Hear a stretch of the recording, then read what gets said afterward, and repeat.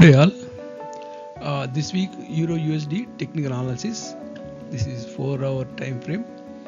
4 hour time frame. This I can remove this one. Okay, yeah, it's just break and went out. Just last week it went. Last week also we went well, but suddenly it's move here. Now this trend line is broke, but immediately went out. But this week we're expecting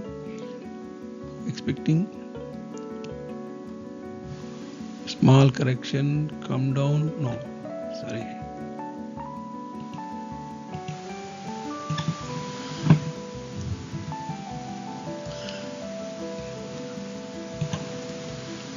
Small correction, it come down. Maybe it will break this zone.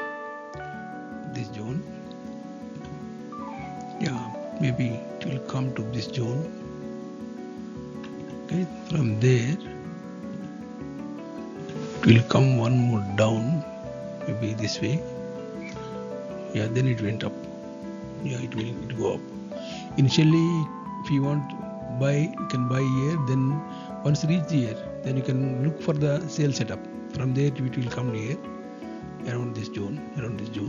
Then it will go up again. Thank you.